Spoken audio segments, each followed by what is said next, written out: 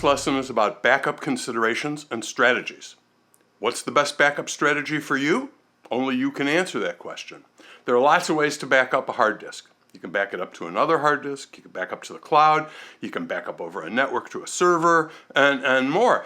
If you don't back up to something, anything, I pretty much guarantee you're going to lose your stuff. Perhaps not for years, but if you don't back it up, you will lose it someday. Period. There are ways to recover files from a crashed hard disk. Software like Data Rescue from ProSoft Engineering, there's the URL, and services like Drive Savers, there's their URL. They come to mind. They both can recover stuff for you. They can also take a long time. They aren't always successful, and they're costly. I once spent 4 hours attempting unsuccessfully to recover one very important file from a crashed hard disk that hadn't been backed up in several days. Not that long ago, I had a client authorize Drive Savers up to $2,700 to recover her crashed hard disk. She would have gladly paid even more, but after a few days, Drive Savers sadly informed us they were completely unable to recover anything. For what it's worth, they didn't charge her, but she did lose 3 or 4 days waiting and all the work. Your backup system has to be automated. It has to require little or no intervention once you set it up, and it must also, all right, you ready? 1, alert you whenever anything goes wrong during a backup. 2, make it quick and easy to retrieve your files. 3, allow multiple backup sets because one backup is never enough. Now, before we delve deeper into these strategies and tactics, let's spend a couple minutes exploring the considerations involved in designing a backup system, the one that's just right for your needs. Start with macOS Time Machine. It's been included with every Mac sold since time immemorial, or at least for a decade. And working in its favor are its price, it's free, its ease of setup, it's simple, and easy to use and convenient. It's not a bad backup solution. If you're not going to use anything else, it's better than nothing and it's free. You got to buy a disk, but all right, so, but not that much better. Here's my problem. The big issue with Time Machine is it's not reliable. It really isn't. I can't tell you how many times I've heard about Time Machine backups that either became corrupted or were unusable or had to be redone, losing all of the incremental backups. It's bad. And sadly, if it's your only form of backup, you won't like the advice you're going to hear, which is erase your backup disk and start over.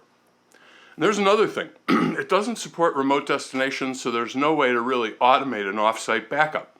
While it does support backing up to multiple local disks, or Apple's soon-to-be discontinued Time Capsule, which is a combination of an airport-based base station, Wi-Fi base station, router, and a wireless backup disk, but I think it's discontinued. You can't back up to Amazon Web Services, Google Drive, OneDrive, remote data stores, anything like that. It's only local backup or network local backup. And finally, while there's a provision to restore from Time Machine, when you set up your new Mac or if you nuke an old one, when you start from ground zero, the process is time consuming. You have to install the operating system first, and then it's mostly an all or nothing proposition when you do your restore. You either restore everything or nothing, or some subsets of it, but you don't get to pick and choose just what you want. You kind of have to accept the categories that Apple has selected for you. So while I run Time Machine on my Mac, and it backs up to a local hard disk and a network attached drive round-robin fashion. So it backs up to one hour, then the other, the next hour, then the first one, the third hour, other one, the fourth hour, back and forth. Every hour it switches. I only use it, though, because it's convenient and it's redundant, not because it's reliable or dependable. For example, if I need to retrieve an earlier version of a document, Time Machine is really the easiest and quickest way. For one thing, it's already running on my Mac, and because Time Machine backs up once an hour by default, it's likely the version I need will be in my backup store.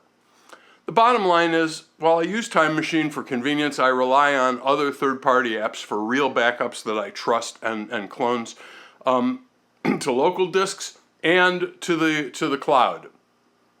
All right, and since I began my regimen of having multiple backups in multiple places, I have not lost a single file or a drop of data, And I can't remember the last time I spent more than maybe 2 hours putting things back right after a crash or malfunction where my Mac was inoperable. An hour or two later, I'm back to work. And that brings us really to the heart of the matter. How much downtime can you afford? For me, if I don't have a working Mac in front of me, I'm not making any money. Even a few hours of downtime is painful, especially if I'm on deadline.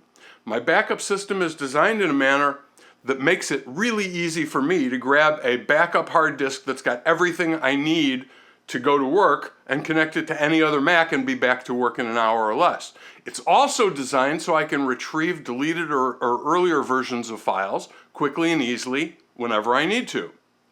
So now, here's what I want you to do. Before you think about designing your backup system, determine how much downtime you can afford. If the answer is none or very little, you'll want to include a bootable clone backup as part of your regimen. We're going to talk about this. In addition to regular backups, incremental file backups like Time Machine. Or, for those who really don't depend on their Mac for anything important like finance, business, communications, anything that's, not really related to working or to your family or personal life, like your photos and videos and stuff. But if you don't depend on your Mac for other things, I suspect you don't need to have a clone backup. You can get by with a single backup system as long as it's redundant.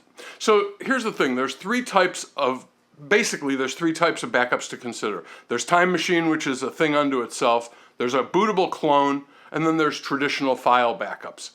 Each kind has strengths and weaknesses, and that's why I use kind of a combination of all three, but I'm really obsessive about my data. See, I've been doing this for 25 years. Almost all, if not all, of the photos and videos ever taken of my family and my kids are on a hard disk somewhere or on some sort of storage media. And the truth is, everything I've ever written, every review, every book, every screenshot, all of it is stored on a hard disk. And it would break my heart to lose all that stuff. In Lesson 3, we're going to compare and contrast whole disk cloning or bootable clone with traditional file backups. All right? See you there.